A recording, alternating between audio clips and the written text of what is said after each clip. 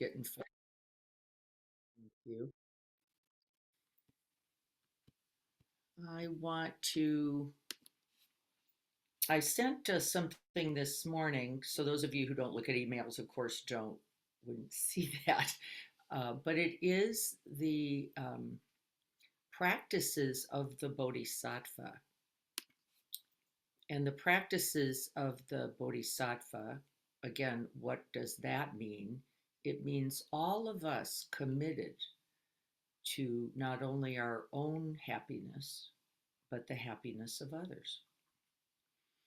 It would be the more positive way of saying all those committed to the end of suffering, not only for ourselves, but for all beings. But we want to keep both in mind, right? Because sometimes, in the nature of the Buddhist suttas, they can talk a lot about what it isn't as, I think, a way of not solidifying around what it is, right? So we often say towards the end of suffering, um, though we've been practicing, and we're going to talk about that in a moment, the statements or the prayer or both that we are making each day as our aspirational bodhicitta. So let's review because we have some new people on. Welcome, everyone. So the bodhisattva, one who is awakened, committed to awakening, I think would be a better word. One who is committed to awakening for the benefit not only of oneself, but others. Let's just leave it there. And then we set the larger aspiration, or sometimes called the ultimate aspiration, to be of benefit not only to others that we like, not just our kids and our parents, not just our extended family, but the neighbor, the friend, the person you know, the person you don't know, is how it's all written. The person being born and the person dying, to talk about differences of circumstance, different demographic, different gender, different politic. Oh boy, right? And then we start to see the potential. I'm going to say, not the demand, but the potential of this practice. And if you read chapter 3, I haven't really looked at chapter 3, and everyone heard me say lots of words, lots of words. They're lovely, by the way. I thought Kempo Sodargi did a great job in trying to break down the essence of this very complicated path called the path of the Bodhisattva, or the heart of bodhicitta, awakening heart mind, right then. Bodhicitta, igniting bodhicitta, is the first and foremost practice. Practice. Practice. And so I said last week, well, we failed miserably. Let's try it again. And what happened? We failed miserably. And what's going to happen next week? We're going to fail miserably. It isn't the failure. We keep trying to say this. It isn't the failure. The failure is the food. The failure itself is understood to be the nutriment for the bodhisattva. To see the challenge of cultivating the heart mind of bodhicitta, right? And so, is there anybody confused about how difficult this is yet? Anybody not too sure? Right. And so remember, you have heard me say this often. No one's quite taken me as seriously as we now will, which is it is the path of guaranteed failure. Has anybody heard me say this before? Yeah. Does anybody not believe me? You believe me. Why? I can't even remember. I say the prayer every day. I say it every day, several times a day. I went to bed yesterday, forgot to say it. I woke up at 1 o'clock in the morning going, oh my God, I didn't even say my ending prayer. Could I do it right then? Of course I could. Could I then, in our aspirational Bodhisattva practice for this week, was can we begin to dedicate all moments, not only to our own happiness, our own ease, to the end of our own suffering, or to well being, could we dedicate even the difficulty? Could we dedicate even the failure? Could we dedicate the hard moment that all beings might be free of this distress? Right? And so, could I do that? Yes. Did I do that? Yes. Do I think it mattered? I'm certain. Because instead of going to self cherishing, you didn't do it, you committed to do it, even though it's negative, by the way. Isn't this an interesting factor? It is no less self cherishing. Me, me, me, me, me, me, me. The bad me, the great me, the good me, the average me, the me that's not so great today, the me that's great, great hair day. Managed to get gel in my hair first thing this morning. I'm feeling really excited about it. All the story line of me. Why is this important? This is not a sin. Let's be clear about what we're talking about. This is not inherently a problem beyond this essential truth. What is the truth of the storyline of me? What do you know about it? Which is why we are devoting an entire book, an entire tradition to its end. What's the problem with the story of me? Either come on and say it or write it in chat. And I'll have a sip of my. Takes you out of the present moment, Libby said. There is no me, says Janine. So what would be the problem? Since there is no me anyway. What would be the problem? Yes, thank you, Renee. Create suffering. It is the cause of all. This is a hard thing to chew on. The cherishing me, the me who's shit and the me who's great, the me who's neutral and the me who's average, the me who feels and the me who feels, it is all the cause of suffering. And why is it? Why is that me line, storyline, narrative, focus, the cause of all suffering?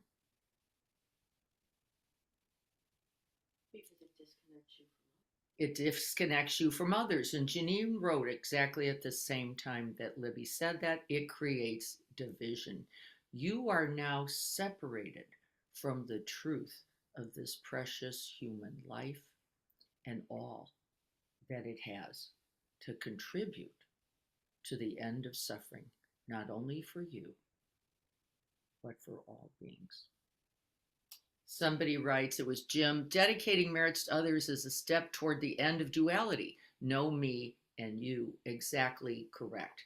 If we can gather our attention and then with the deepest aspiration, this is aspirational practice, it's called. You haven't actually accomplished anything yet. We're just in the practice. Can I leave it? Yep. Robin, are you on? I am. Did you want to say something or are you just magically appearing? She's muted, so I guess not. Let me gather my thought.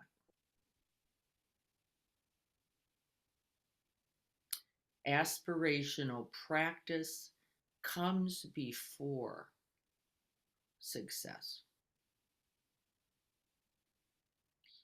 Aspirational practice is required then every moment, success or failure.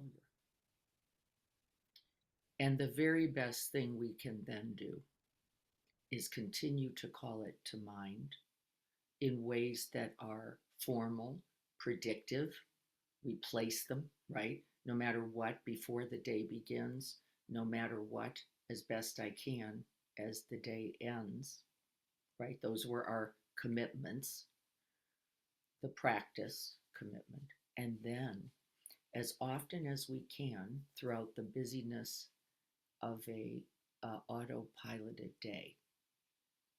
And then I'm going to ask, which one did you notice was a little more workable for you? Write it or come on and say, which did you notice?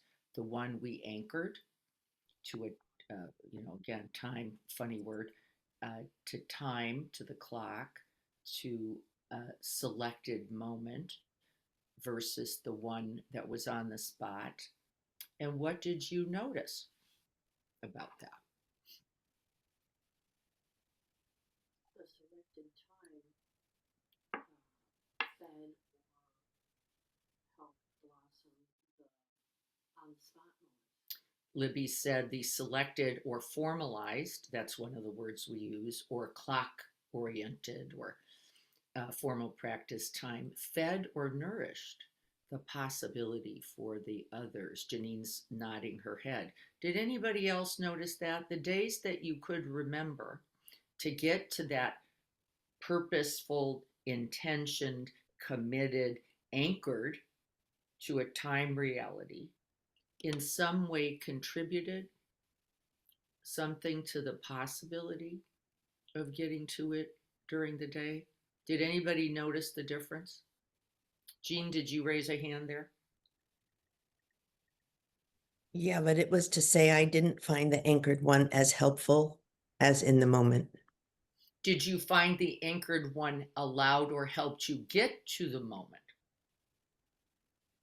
I think I'm supposed to say yes, but it didn't feel like that. You didn't notice that. I did not. You did not notice that potential. The neuroscience says, just to start there, the evidence there in the measuring is that that which we call to mind with intention on purpose first thing in the morning is much more likely to repeat itself throughout the day than not doing it. Now, Ah, I don't know if that means that it guarantees anything, especially depending on what the circumstance of a day, your own inner conditioning. But so, right, would there be a day then where you could repeat the prayer 5 times in the morning, get into a traffic accident, and go, that wasn't helpful to me at all in the present moment? Could occur. I'm going to say this about it. I think the seed for bodhicitta is there by virtue of the prayer. and I know my answer to you was based on, I thought we were talking about when you set an alarm on the clock. Mm-mm. I did every morning dedicate, and I'm sure that's why I remembered. But when it came to noon and my little alarm rang, I was like, whereas other times there was much more to dedicate. Yeah, that's right. And Yeah. that's just a beautiful opportunity, we would say, to look at where is this mind? Where is this bodhicitta? Where, since it is never diminished, always expanding, always present, what are the circumstances, both outer and inner, that might contribute to wow? And for me, yesterday, right? I say the prayer every evening, every morning, and several times throughout the day, as well as dedicate. And I just went to sleep. I just went to sleep. It's a real opportunity for me to go, this is something I've done for quite a while. Interesting. What could be the factors, both outer circumstances in life as well as inner? Anybody have any guesses what could have been happening, given that you have a human mind, body, and heart as well? What could have been happening? Preoccupied could have been. Wasn't actually true. But distraction would often be off my routine, which was true. Exhausted. I was exhausted. I had gone to the Y, done an extra thing, then stretched for 45 minutes. Guess what? The stretching exhausted me. I wasn't prepared for that. I thought this is just stretching. Where are you going with this thing? I hit the pillow, looked at my husband. I said, don't, he said, should I turn out the light? I said, oh no, don't bother. Don't bother. I'm very, very sensitive, folks. Both sounds and right, they tend to play for me. No, no. I was like, don't even. Right. Can I then offer myself, this is the practice today, compassion for the reality? I can. I can. And I did when I woke up at 1 o'clock going, wow, I literally just fell truly asleep. I didn't even set my intention for dreaming, which I'm currently working on. So the practices, as I have committed to them, pretty much went out the window. I do not feel No. judgmental. Someone keeps coming on. Robin, Yeah, it's probably me. yeah, it is you.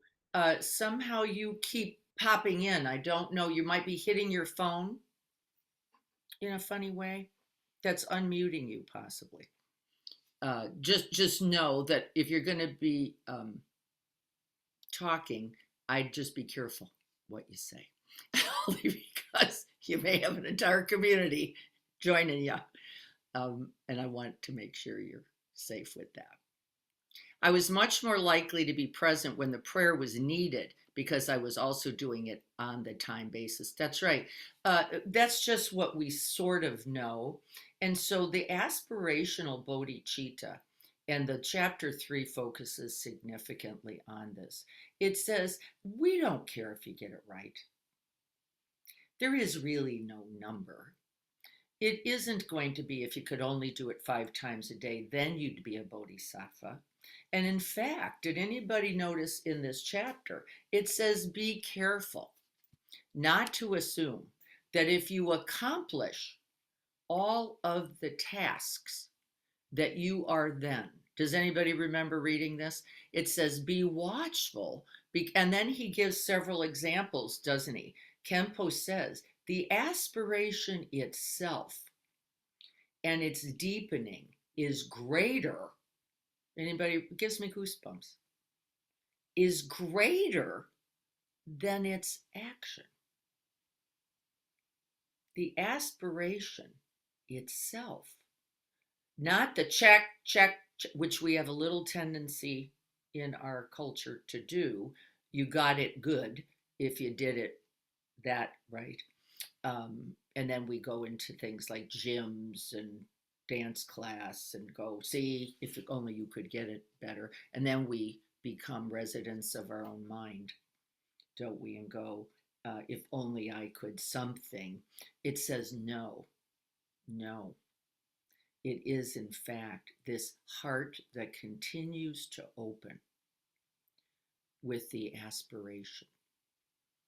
And then can we use every moment in this way? Simply to say, may I benefit, and then may I and others benefit, and then may I and others and all beings benefit from this very failure, from this very confusion, from this very greed, hatred, or delusion? And the answer is yes, because what did Jim say? What did Janine say? What did Libby say? Because then we are in this together. Diana, I think I had a very intense emotional week this past week, and what I found as well, I was the timed prayer, I'll call it the timed prayer, and then remembering to, and when I would need to do it, it was more readily available to me. But also, though, the times when I was off, when I couldn't remember, I was like in a deeper trough then. Yes. What do you think, Lynn? I think Lynn is saying something actually very, very honest and very accurate. So even the making contact, even in the opening of one's heart towards the good, even in with this deep and great aspiration to end suffering, somehow the pain was greater. What is it? What do we know about this? Because once we open, Lynn, we open to everything, isn't it? Yeah. And if you're going to commit yourself, this is the examples, and it was in chapter 3, and you're a beautiful example now yourself. In this example, we must feel the cut. You know, the examples they gave of at least two great Tibetan teachers, right, offering themselves to the tiger who was starving, right? You saw at least two of those stories. It's a frequently used metaphor. And the truth is, oh no, no thinking about suffering. Oh no, you then will take it on, won't you? And then in an open heart mind, there is no way, you're not escaping in your previously utilized autopiloted strategies the reality of pain in this human life. And so aren't you going to lay in the trough? Because you committed to it in the aspiration. You said, let me feel this then, right? Let me wake up with this. Let me understand the truth of this human experience. And so there's no idea about it anymore, says Lynn. There's, oh, that hurts, right? That hurts. And I'm not going to run. I'm not going to dive into Big Bang Theory. I'm not just going to go read my comic book. I'm not going to go martini or sex or rock and roll or whatever it is you're doing. It doesn't mean you won't, by the way. It means I can't quite do it without knowing, right, that I am doing what we have all done and which has served none of us. It has not served any of us. Why? We cannot escape, can we? The truth of this human condition, which will include what? Pain, despair, confusion, uncertainty, greed. I just want what I want. I just want it. Is it reasonable? Not necessarily. Do I recognize it? Yes, because I can feel the contraction in my own heart mind. Can I use this now? Because I am now certain, it is certain on the path to suffering. It doesn't even matter if you get the earrings, if you get the title, if you get the new car, if you get the, right, doesn't even matter. You are already committed. And then, can we even use this? And were you able to do that, Lynn? Did you notice, while I'm here in the trough, can I feel for all those just like me? To be honest with you, not all of the time. That's correct. Yeah. Me either. Mhm. But continue to set the aspiration for the possibility. Because in the teaching, we're going to go look at a few quotes and then practice. In the teaching, it says, this is the certain path, the certain path to the end of suffering, offering one's own suffering to the end of suffering. Because you are no longer, by virtue of that quality of heart mind, you are not in suffering, no matter how scared, no matter how pained, no matter how annoyed, angry, frustrated, despairing, or grief stricken you are, and we are all of that. No matter, you are not lost. You are still not lost in it. And then the neuroscience says, even when you don't believe it, say it anyway. Even when you go, not true, not true. It says, act as if you have that bodhicitta heart, because in fact you do.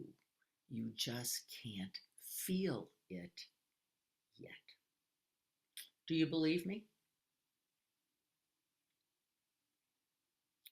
Lynn, do you believe me? Absolutely. Yeah, you can. I am actually certain about this. I really mean it. Your suffering, no matter what it is, physical, mental, emotional, or otherwise, will be lessened, and it's certain. And I really want us to hang on to that. Do I have evidence in this very moment? No, I just repeated the words and went, mah, mah, mah, mah. Did anything happen? I can't tell. I don't think so. It's not true.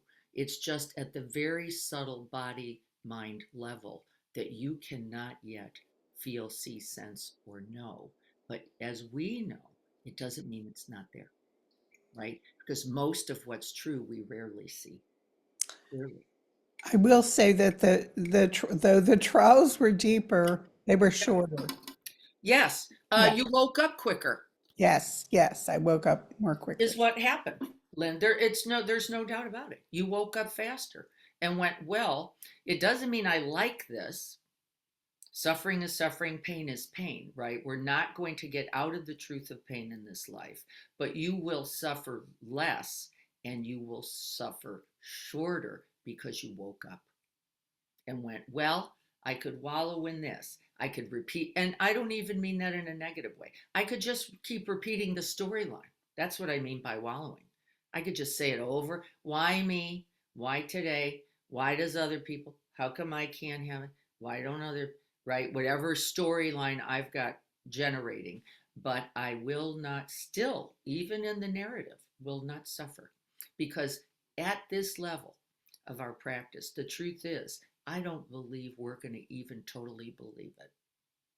I think some part of us, the wise prajna mind, actually knows. The wise mind knows better. And finally, you can hear yourself, can't you? Going, and then go, knock it off already. Or please. And in my case, yesterday, as an example, I didn't even have to carry it on. I didn't. I didn't even go, if only you're a teacher, how do teachers not remember to say a simple prayer in the evening? They've been doing it for 10 years. Not one of those things happened. And I believe that's a function of the practice. I could just go, I could begin here and now for the benefit of us all, instead of knocking, going into self-cherishing. Remember, all self-hatred is self-cherishing. Oh,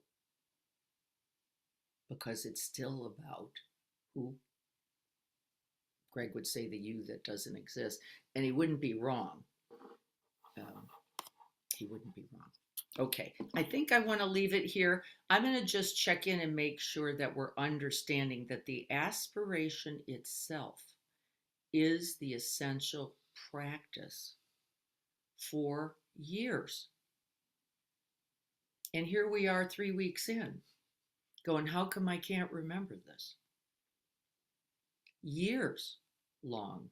And in the suttas, it says eons. Eons. We might commit to this for eons. And would it be any less benefit? I couldn't see that it would. And so the Tonglen practice was a practice recommended in chapter 3.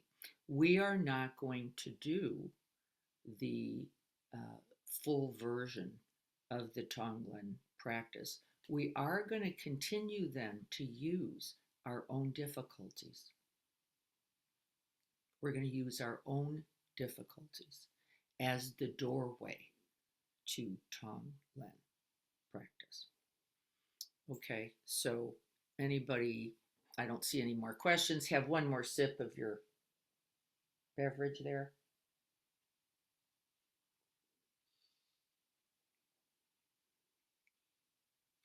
Okay. And so we're preparing to sit in a somewhat, though certainly alert, heart opening, heart centered posture. It would be more useful today.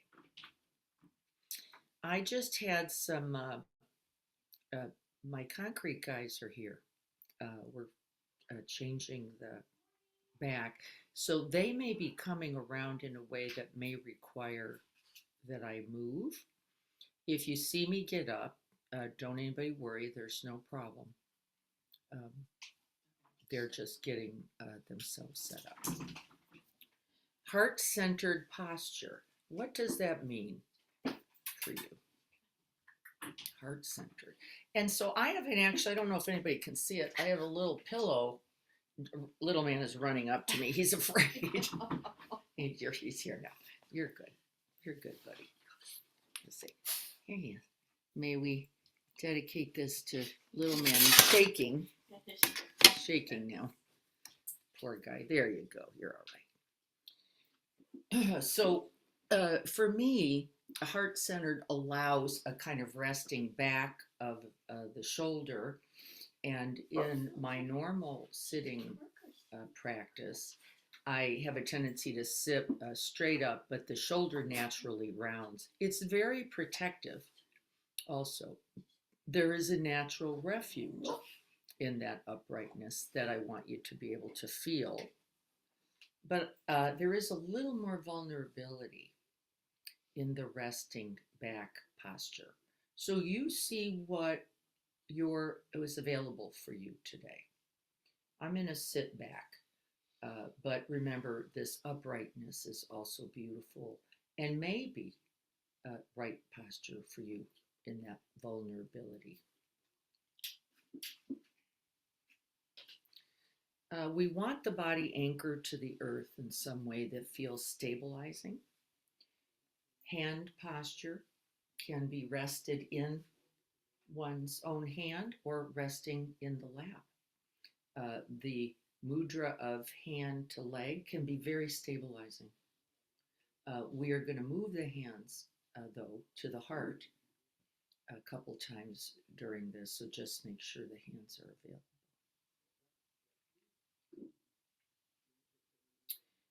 Can you guys hear my lovely cement hombres talking?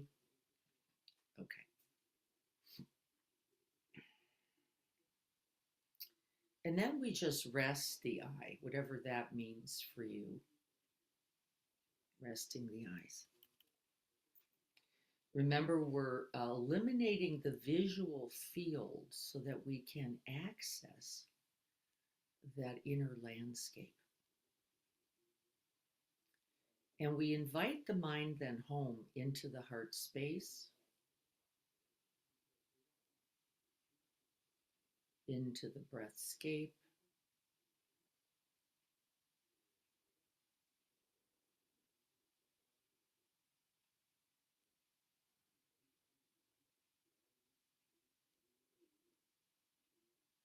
And breathe. We make contact with the bodhicitta heart physically often first. It's not any problem to do so. I'd rather you make contact with whatever the felt sense is rather than thinking about it. I think we better. You're going to just breathe for a minute while I move. Felt sense. Can you make real contact?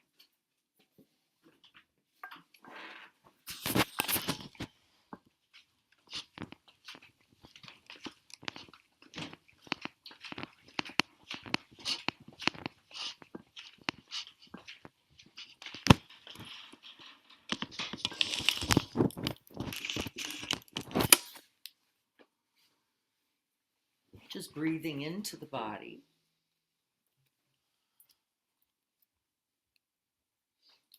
Feeling its physical felt sense. The body has so much to tell us.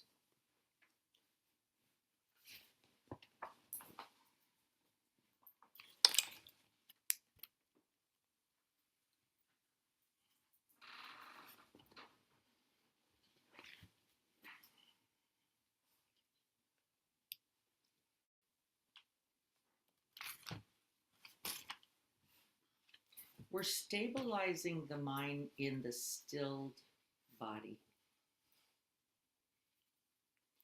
We don't try to still the mind. This is a misunderstanding. We're just placing.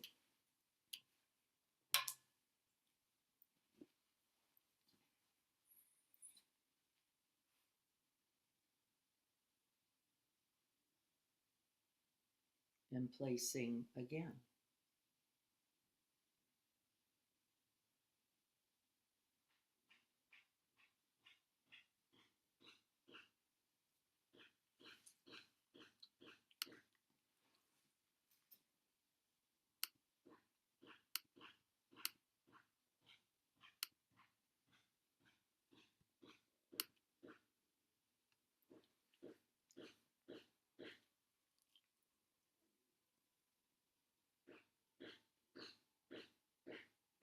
We can then set the aspiration, mind and body joined, activating now our aspiration. May this practice be of benefit to all beings everywhere without exception, omitting none. Awakening us and freeing us all.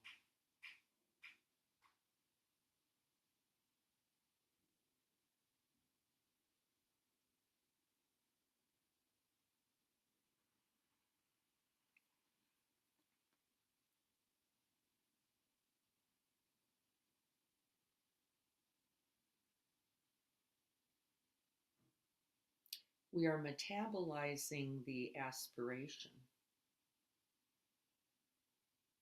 breathing it in, reciting or repeating in some way that feels useful for holding it in mind, and then feeling the felt sense in the body. May this be of benefit to all beings everywhere.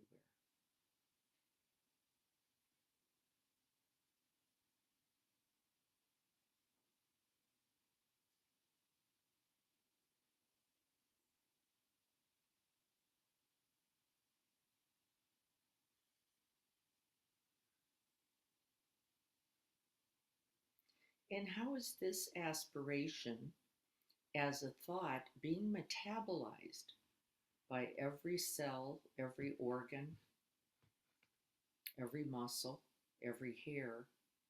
How is this in any way different for you than just thinking an ordinary thought? What do you notice in your own heart, in your own breathscape, in your own body?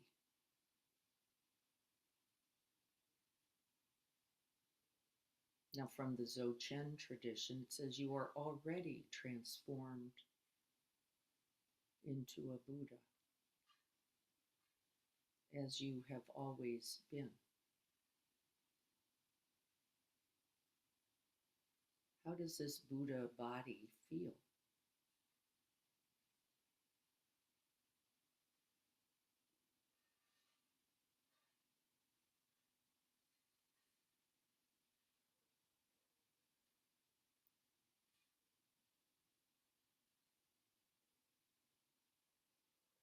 Touching in with each breath to the bodhicitta heart.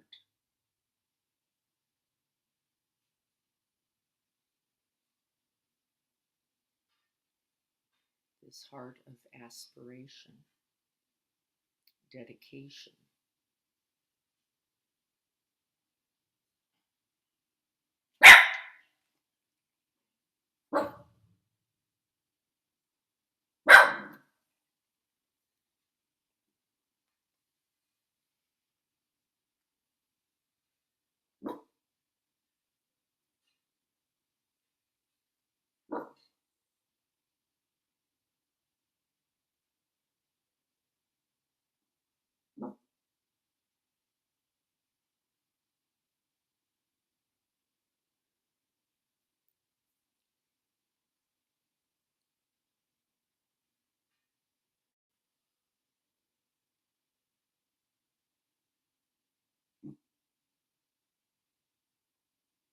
we become familiar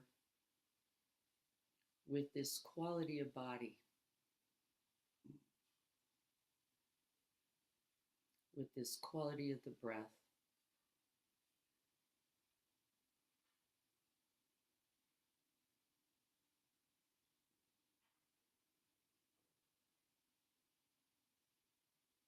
And this quality of the Bodhisattva heart.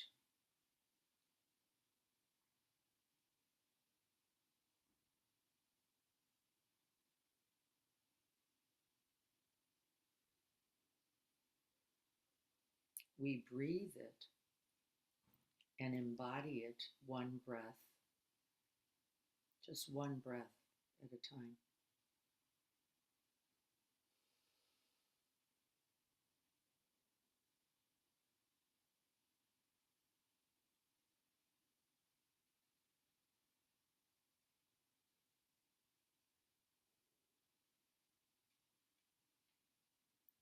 May this breath be of benefit to all beings everywhere without exception.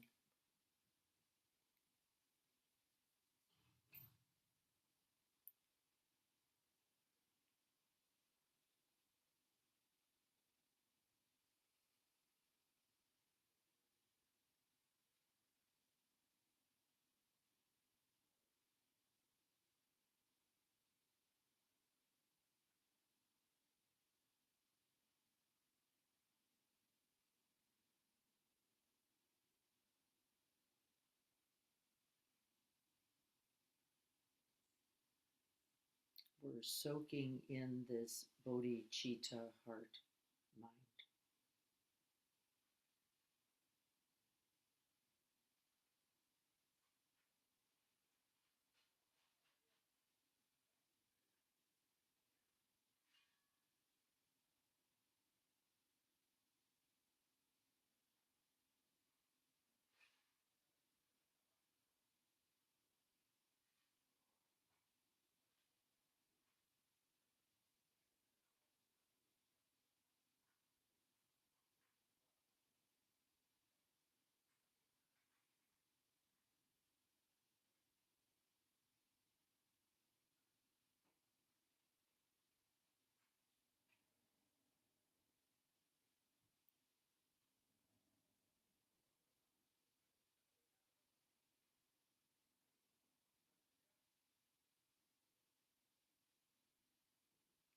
When the mind wanders, may we offer this to the end of suffering for all beings.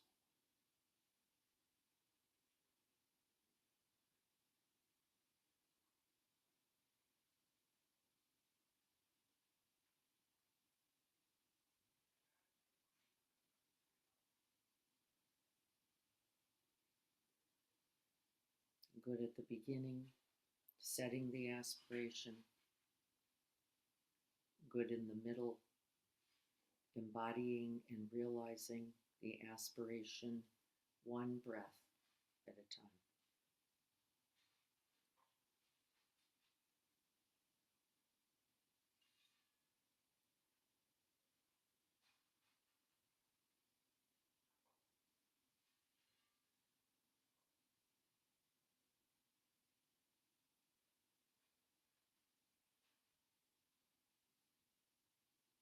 And right here, then, we can begin to dedicate two options. One is to dedicate whatever is arising. There's a lot of action around the home this morning. Little man is very aware of people here and a little anxious. I can feel my own belly gurgle. Can I dedicate this to the end of suffering for all beings who have a lot going on, who are in a different routine than what is normal? May they too cultivate ease and well-being right in the very difficulty. And so we can dedicate it in this way. And then in the Tonglen practice, we do more. We actually say, for all those just like me, who have a disrupted morning routine, who have a little extra anxiety, whose heart's beating a little bit faster. May I be willing to take this in not only for myself, but for them.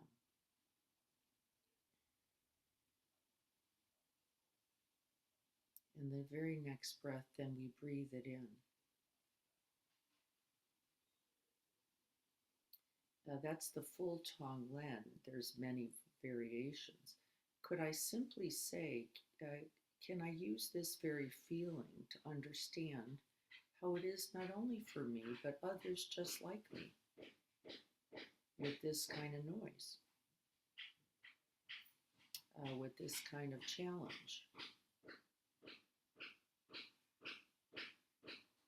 Can I feel not only for myself, but for others who know this challenge, this distress, this difficulty as well?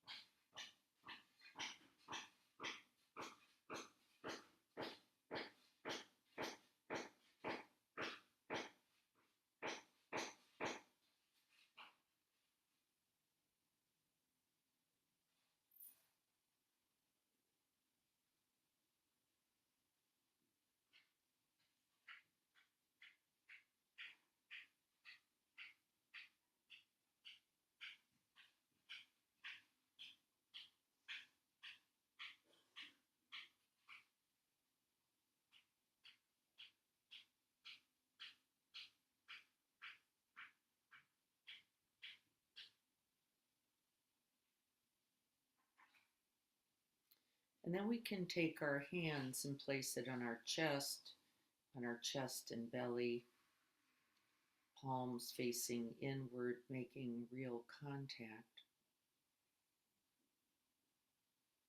with this bodhicitta heart.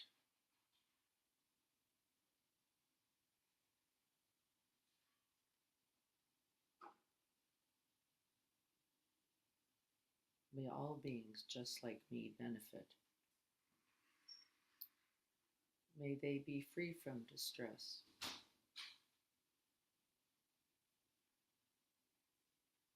May we all be free from distress.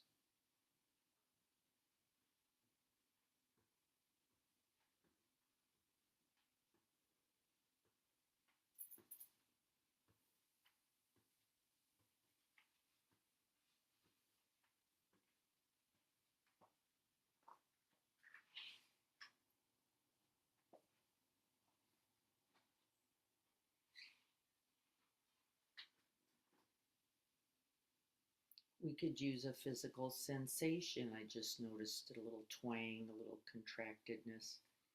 My husband was just walking down the stairs. I'm sure surprised to see us here.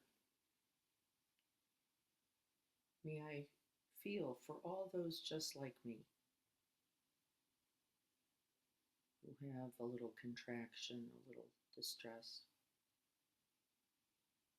May I wish that this very distress and my awakening be of benefit to all beings. Awakening to the distress itself. I don't have to change anything, there's nothing to fix. We can use this too.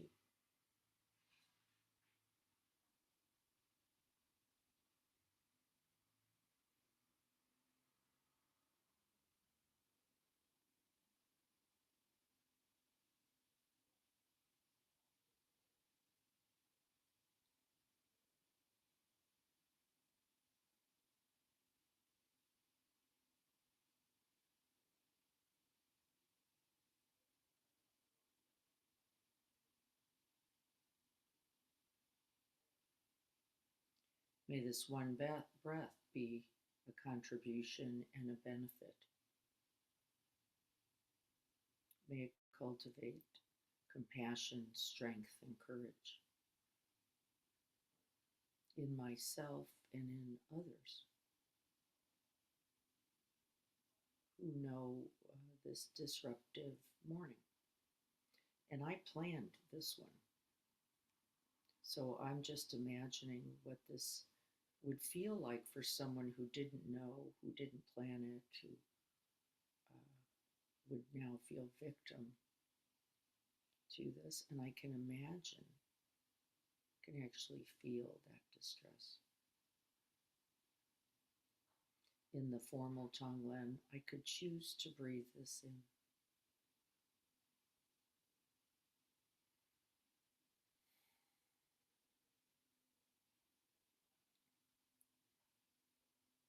May I breathe this for all beings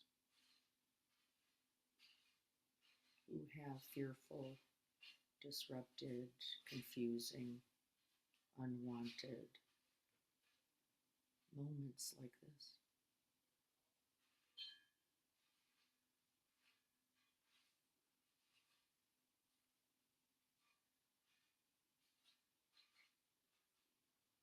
And then we stay in the body and we stay in the heart space to feel the effect of this genuine wish, of this bodhicitta aspiration.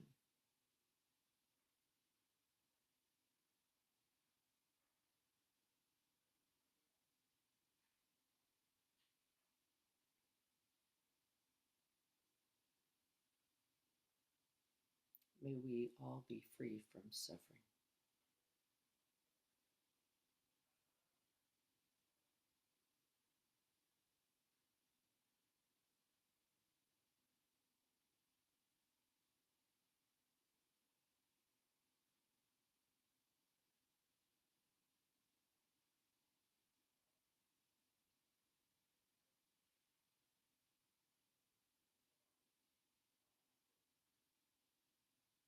May I feel for myself and for all those just like me who know this distress.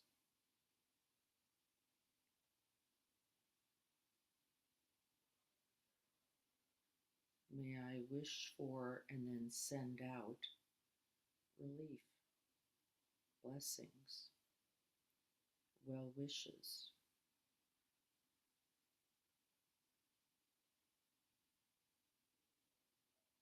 May we all be free from pain and suffering.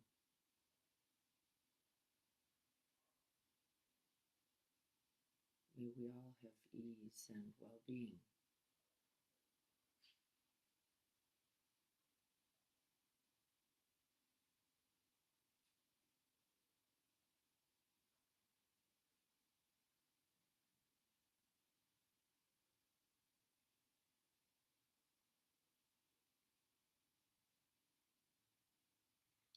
Continuing to recollect the aspiration, you can release the hands whenever it feels best for you, or you may keep them there. I am well connected to the heart space now, so the hands are feeling unnecessary, and it may or may not be true for you. Use your own experience.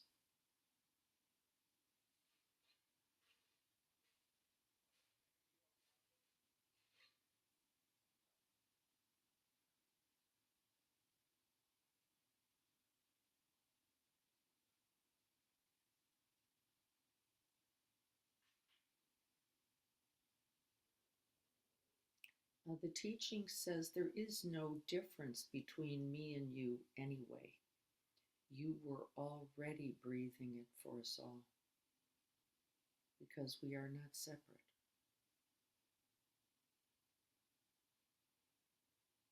Your challenge, your difficulty, your pain is my pain, and mine is yours.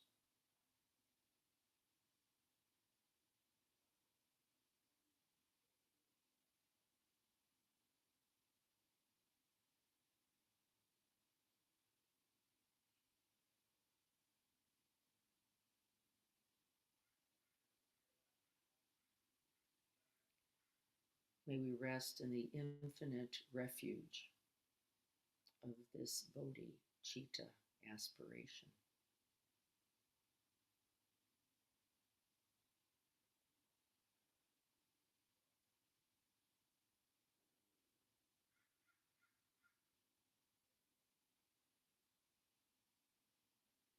Contributing to the good with each breath.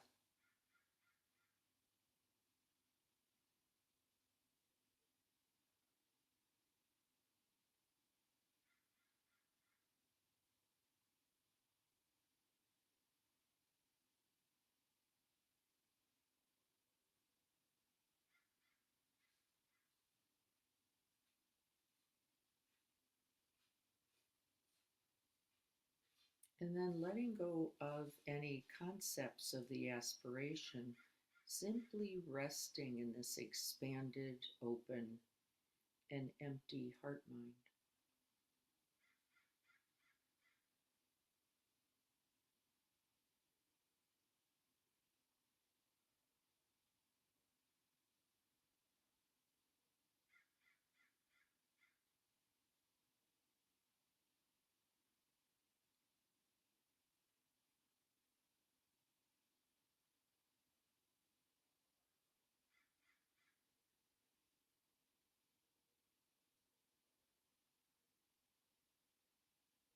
We inspire bodhicitta with the in breath.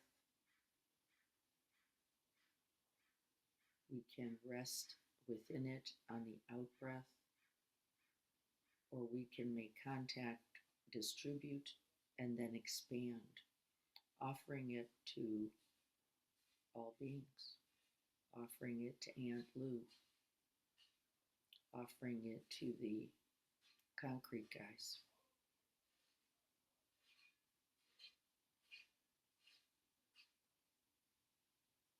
May you be happy.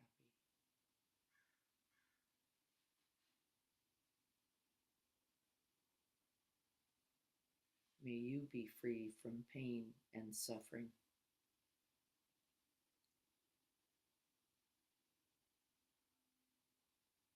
May you be joyful and grateful for your good fortune.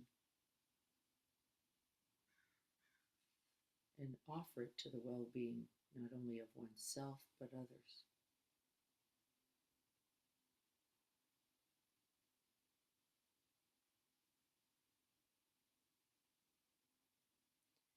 And may we rest and dwell in this vast, open bodhicitta heart, free from all affliction, even when it hurts.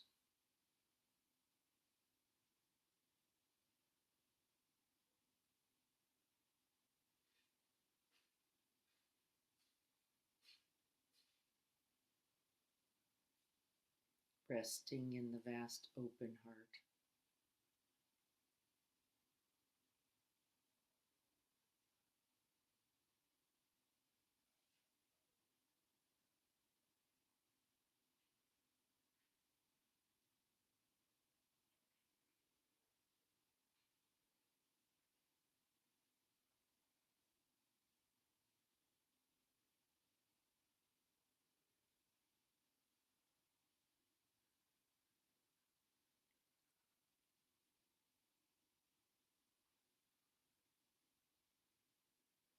Expanding the felt sense then to the whole body. Seeing how you are.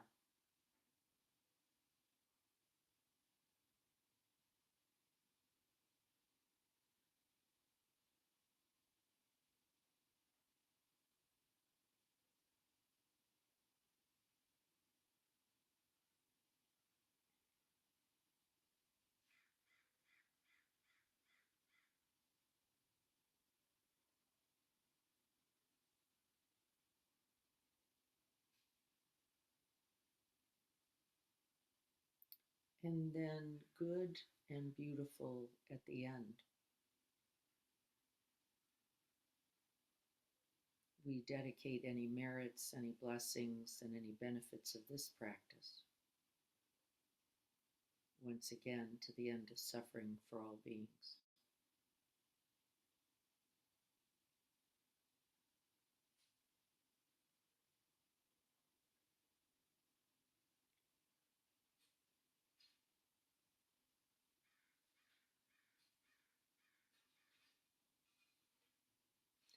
and may it be so this very day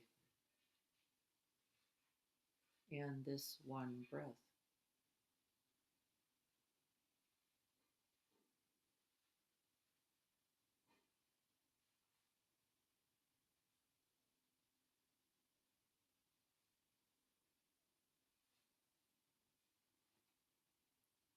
So be it. I don't have the bell with me, so just taking a few breaths.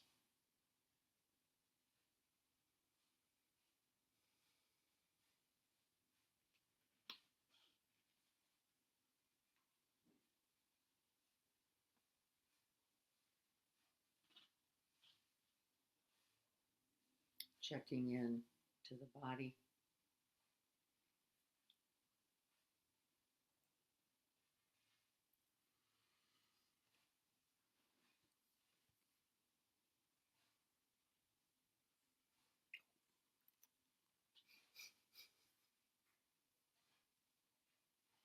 Just saw the bell.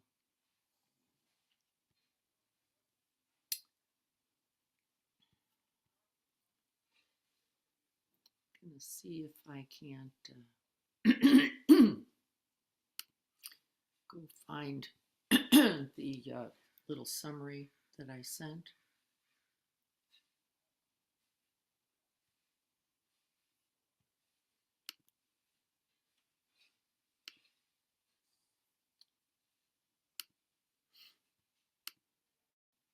Let's see.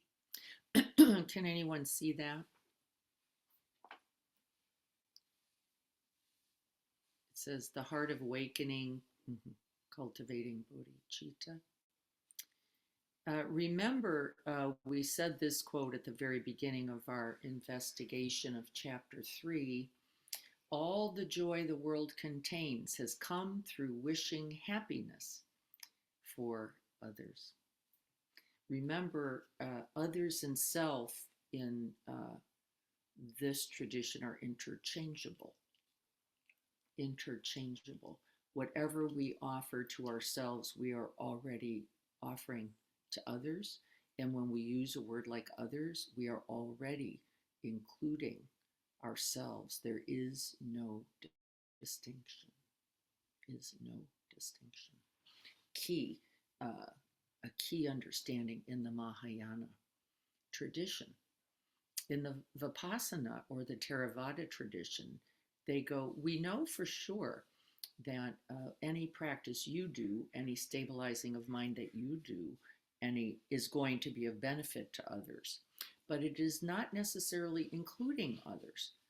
It says, save yourself will be your greatest good to the contribution of all beings. So there's just slight difference of perspective.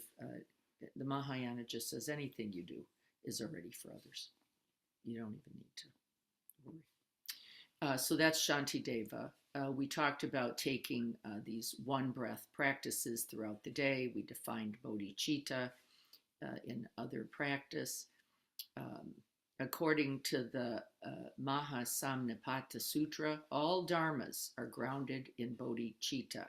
If you do not have the heart of bodhicitta, it is not practice.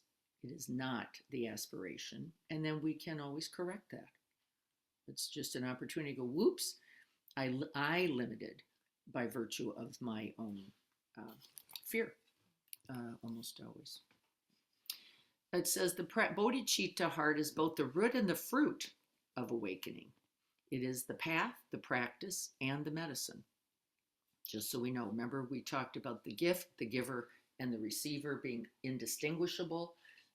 In the Mahayana tradition, it says the practice, that those who benefit from the practice, and the aspiration for the practice are all one. Not separated, not distinct. So we don't, and we just talked about aspirational practice and then the recollecting of that aspiration in prayer form, in calling to mind throughout the day, and in those infinite ways that I wrote a sheet about, seeing all beings as our mothers, cultivating compassion, And also cultivating emptiness, this idea that who is it who is in fact in distress?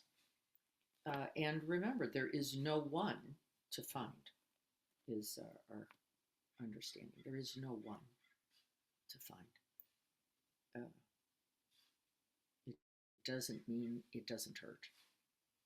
It means this too is just a fleeting moment made up of constituent conditions, nothing permanent. Atisha, we talked about him. He wrote a beautiful body of work called now the Lojong Slogans. We have gone over that many times. So I don't want to focus on that. There's one of the practices, offering impartial compassion. We talked about emptiness. Without the wisdom of emptiness, the practice and compassion are not complete. Without the wisdom of emptiness, no distinction, once again, between self and other. So if you're thinking about you, you're thinking about others. If you're thinking about others and dedicating, you're also doing it for you. Bhikkhu Bodhi, one of my favorite guys, wisdom without compassion is barren, no heart. Compassion without wisdom is blind. I thought actually that quote was compassion without wisdom is stupid. I think it means the same thing. That's how I remember it. He may have said that in jest once, but I know he said it. Is stupid. Analio, another great scholar and teacher, when the sense of mind dissolves, care for all becomes effortless. So when we can feel ourselves contracting, we can use that to open once again to all beings. Small acts of care. I want to talk about that for a moment. Somebody was saying something to me yesterday about what they could and could not do in regards to caring behaviors. What's the answer? You already are. By the aspiration itself to be of benefit, you are already cultivating the heart that when appropriate, given right conditions and circumstance, that heart will be available to the benefit of all beings, including just breathing, right? Like we just did, just breathing. That's all we did. We didn't solve world hunger yet. We haven't found cures to crippling disease. But we were already in the aspiration as we're trying to hold on to this idea, already changing the quality of consciousness and our own heart minds and that of others. Already, aspirational practice is sufficient. It leads to all the right things. Even when you go, I don't know, I didn't see it yet. Norman Fisher, another good friend. We begin with aspiration. Even if our hearts are small, we practice enlarging them. I don't know if hearts are ever really small. I think they feel small. I think they feel contracted, but I don't know that it is true that they are small. The truth is that contractedness is what? Simply a condition, which is not the same as the conditionless bodhicitta heart. The bodhicitta heart is never closed. It's never not right there.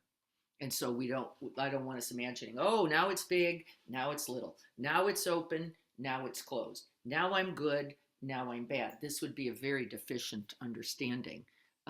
It doesn't mean that conditions are not arising, right? They are. Can I recognize them?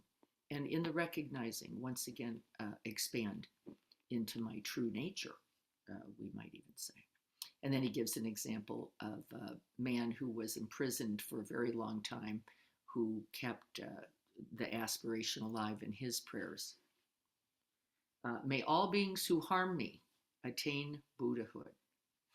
May all my suffering become the cause of virtue. The cause of virtue for me and them. And then there's the possible reflection at the end. So this is the heart of this teaching. the Tonglen practice and its variation. I hope you see there's lots of possibilities here. There are moments where we are drowning in our own suffering. That's plenty, isn't it? I don't know if we need to try to drown in others' suffering in that moment, too. I don't even know if it's wise, right? It's like already drowning and then we go take on another. And remember, because we are empty, we are not distinguishing me versus you. Just dealing with our own is plenty. It is plenty. And then you wake up and go, this isn't just mine at all. This is everyone's. This is the truth of the human condition. And we wake back up to our naturally expanding bodhicitta hearts. Even when it's not your thought, we don't worry. Because bodhicitta is not a thought. It is not limited to the thought. Even if you were to say, I can't breathe for one other being right now because I feel like I'm drowning, you are sufficient. Do we get this idea?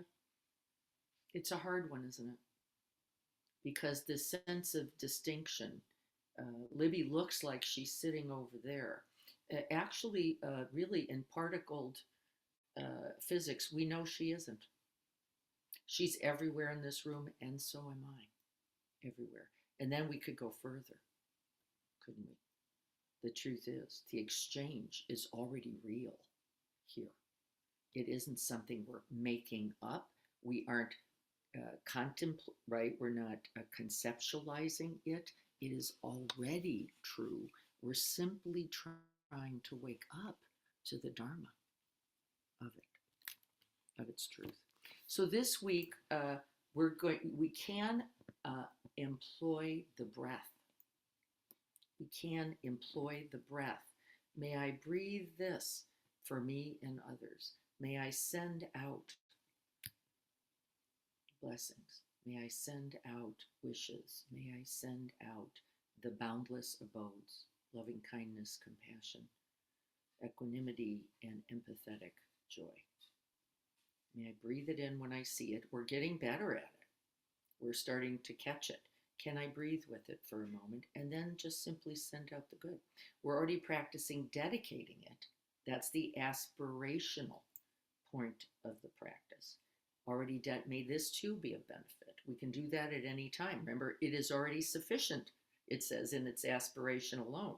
This week we're going beyond the aspirational now to say, okay, and in the moments, can I actually breathe in the difficulty and actually make the offer like that body to the tiger? May I use myself completely to the end of this suffering by on the medium of the breath, offer whatever is needed then to the end of suffering. Okay, I'm going to stop and see what questions we have. This will be the end. I started you a little bit in this practice with the three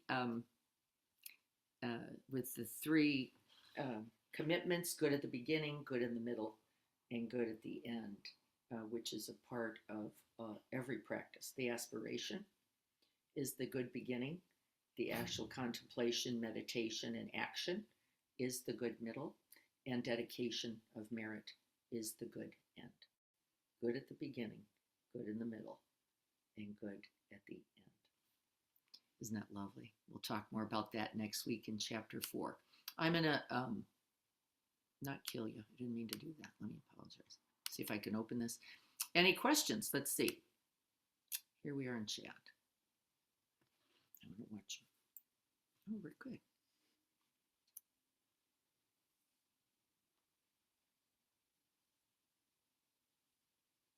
Yeah, drowning in our own suffering is certainly enough. We do not need more drowning, and we don't need more beings because you are enough. You are enough. This one moment of suffering is enough to invite its end. We don't have to go and then right, because it's a concept, remember, not a truth. You've already done it. And then the concept drowns us more because we forget that we are already wholly interconnected.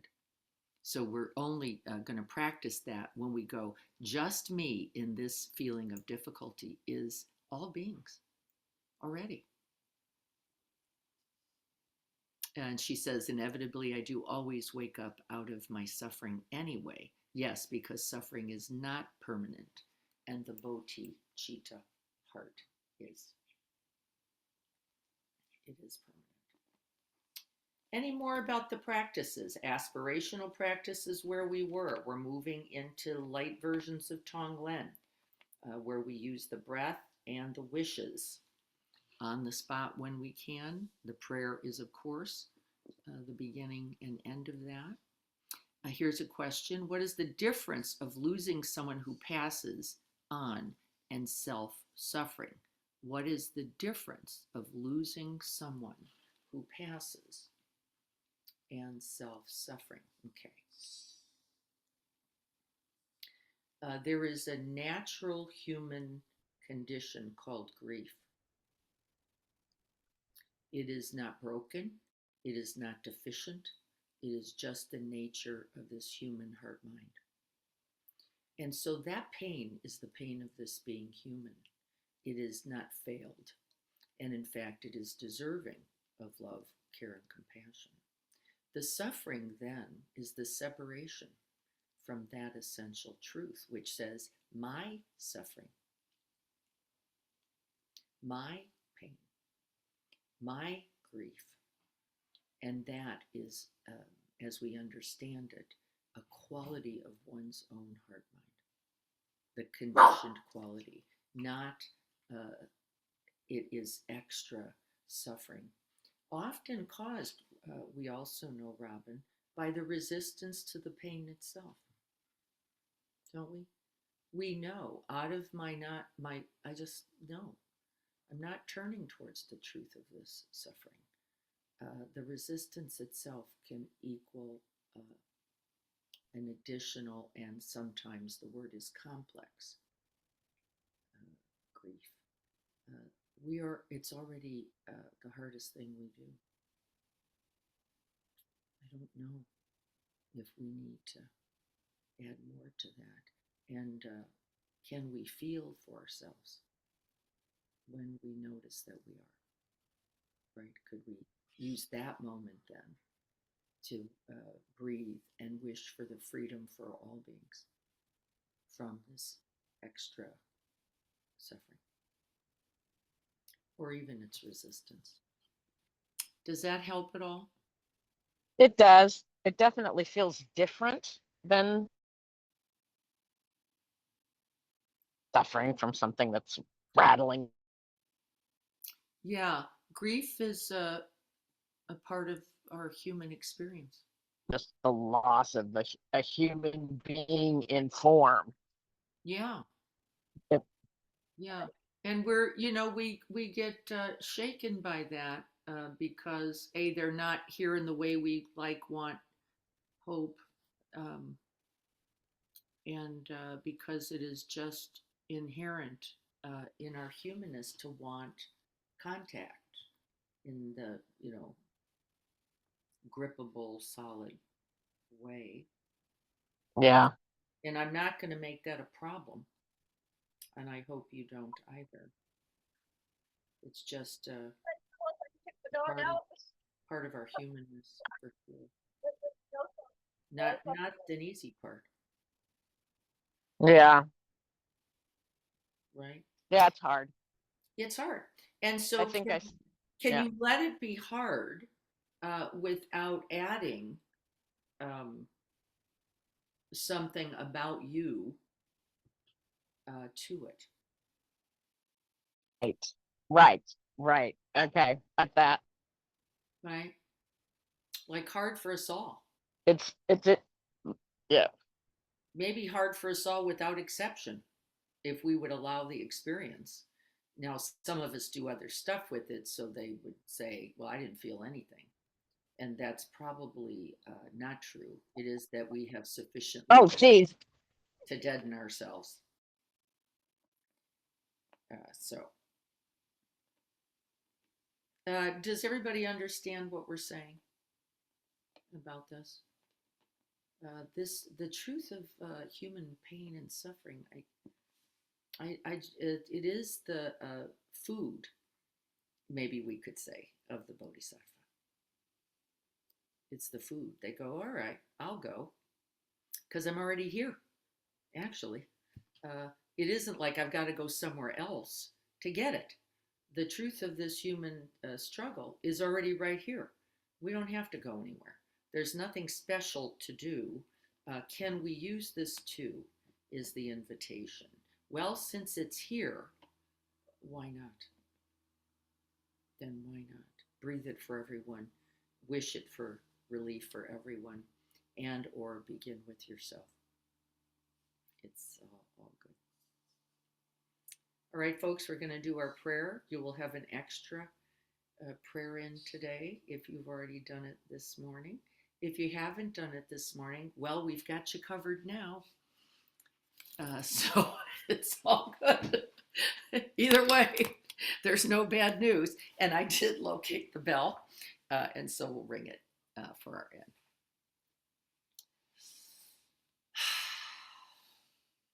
Coming back into contact, direct, immediate contact with that breath and that bodhicitta heart, remembering our aspirations.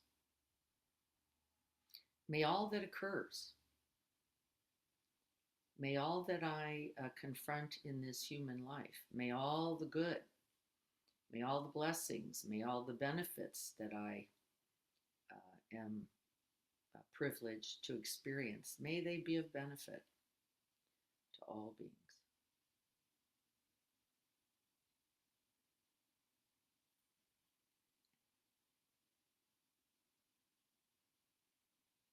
Feel the felt sense.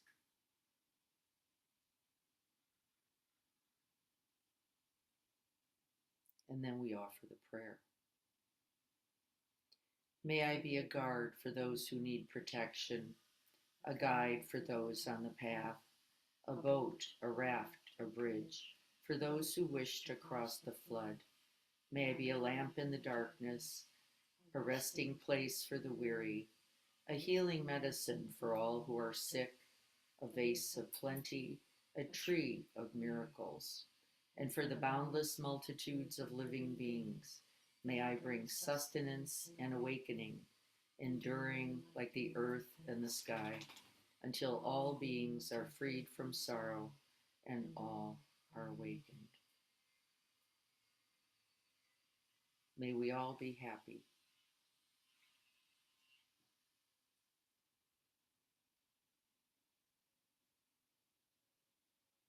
May we all be free from pain and suffering.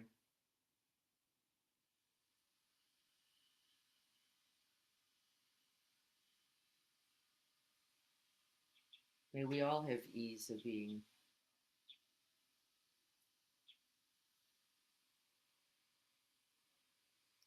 May we all remember and rest in the refuge of our own infinite, vast, open, and spacious heart minds.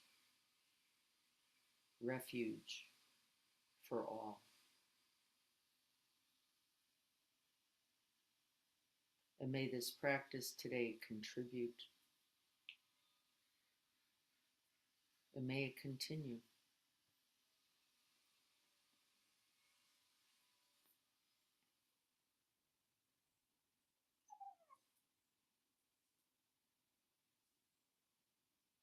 So be it.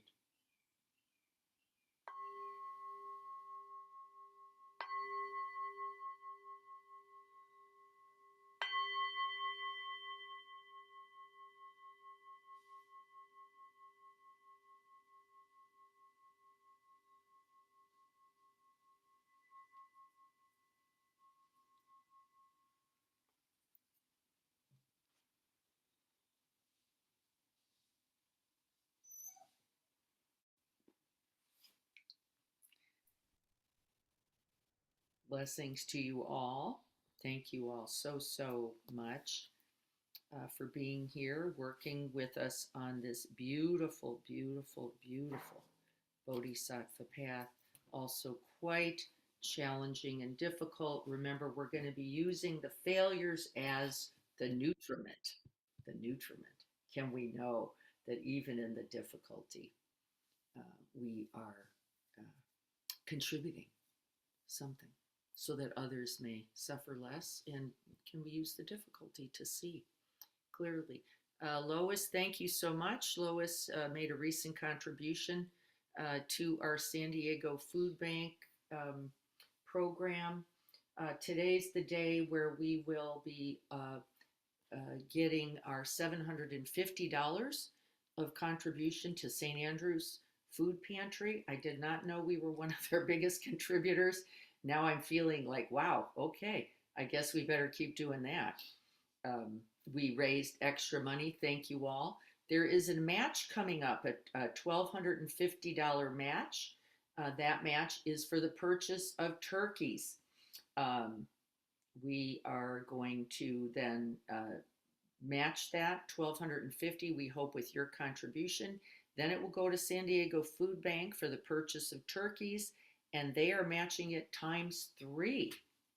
Times 3. I asked my math husband, how many times is that improving our situation? And he said 5. I can't figure that out at all. So I'm just trusting him on this. It's a lot, I think, is maybe the point. It's a good number, is really what it is. So you got the newsletter. If anybody didn't get that newsletter, will you let me know? Because it should have gone to all of you. So if it didn't, I want to make sure that it does. And we're just going to be doing turkey talk between now and November 19th. We have to make the monies available so that they can purchase the turkeys at San Diego Food Bank on November 20th. So that's our goal as it relates to practical contributions. But remember, this one that we're practicing today is most important. I trust all things that come from it, whatever that is. We have Fill a Belly this Thursday. I think we're in good shape, Lynn. Yeah, great. Yes, we're in very good shape. See you all then. Yeah. Lovely. And it turns out that the minister at United Methodist is so inspired by our zero waste that they are going to be trying with, I think, a little help from Lynn and her daughter, possibly, whoever's good to understand best. I did send them the guide that we wrote up, or no, I sent them the links to the products we use and explained where we got the information about those. And I'll check with Kelly and see if she actually wants the little protocol that we wrote up on how to do it. I think so, probably, Lynn. I think it would be very valuable for them. And I think they're going to likely have a couple questions. Sure. So I know that you're very skilled, you, Paul, and your daughter are all very skilled in this. And any way we can help them. And I want to talk about how the spread of that good. It wasn't our intention, was it? We didn't even say, may all beings everywhere attempt for zero waste. And look at its results. Here's an entire church that does many, many functions, many functions in a week, in a year, going, we do not want to contribute plastics and other things to greater waste. And they, so look at how one small thing, right, grows something. Hey, Di, is there a link for people who might want to maximize their financial contributions to the cause that can be shared? Yeah, do you want me to put it right here? It's in the newsletter for sure, and I can. Oh, it is? Okay. I've got a thread in the neighborhood and a couple others where they're trying to do things like that, but it's stuff. That's right. It's kind of a 1x thing, and I was thinking with the multiplier. Yeah. Yeah, that would be. That would be really amazing. So I will put it here as well, Chris, just to if you want to copy that. But it's also yeah. And then logistics on tomorrow, maybe after this, if you have some chance. I know there was a need for some transportation services? I think we're not set up yet. Okay. We're not set up to do that. We are looking first for some people who might be available here and there to contribute to that. We've got some people. We're getting them in line because I don't want anybody having to do this every week. It's just not workable for Yeah. anybody for a lot of right reasons. And so if you're somebody who can be available on occasion, I'm going to put your name in the hopper there. We're now trying to collect info, and the number one piece of info is what's the volume of the transport and what's the weight. Right. We're getting that info right now. And then the second critical piece for me was who's loading it onto the truck and who's loading it off of the truck. Dennis said he'd do that. Yes, Dennis did. I remember volunteer for that job. The truth is that will make a big difference for who goes. I'm happy to drive a truck down there. I'm not going to be able to do many boxes, both onto a truck and off of a truck. So we're getting a little more info. So stay tuned. I'm thinking in the next week or two, we will be able to be a contribution. Okay, so nothing tomorrow then. Okay. Nothing tomorrow. We're not starting tomorrow. We need a little more info. But thank you Okay. so much for checking in on that. Also, Yep. thank you everyone so much for your contributions.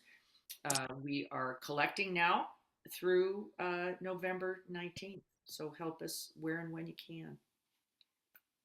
All right, everyone. Thank you so much.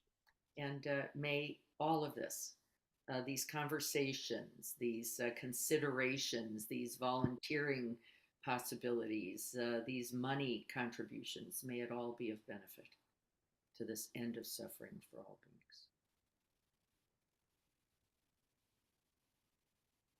Thank you all so much. Mwah. Hey, Di, I have a Yes. quick question. Yeah. Have we heard, do we have any follow-up about the gentleman? I think he worked for Adrian, the 80-year-old gentleman who was working in Del Mar and had to Yes. walk so far to work. Yes. Do we know anything about his story? Yes, we know that he had a court date. We had put him in touch with Casa Jean's Friends organization to get attorney support. We do know that there's no easy or right way for this to go currently, whether you go to court or you don't go to court. Are all difficult.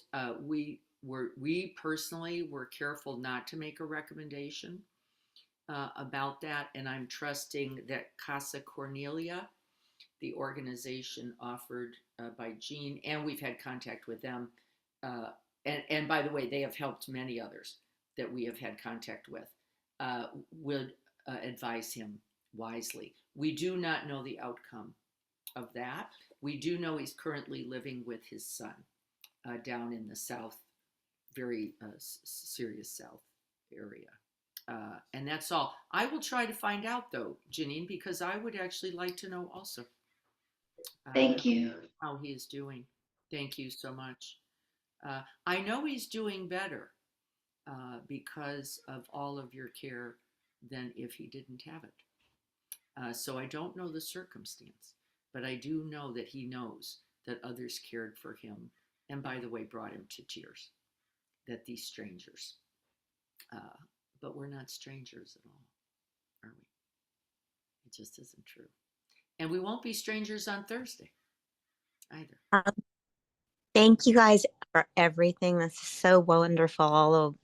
All the things we're doing for the community that are in desperate need of things. And I think I mentioned to you a couple girlfriends and I were going to be, and I know we do so much. So, if it happens, it happens. If it doesn't, but I'm going to be collecting coats or jackets and sweaters or warm things for Brother Beano's. And we also want to contribute that right before the holiday, before Thanksgiving.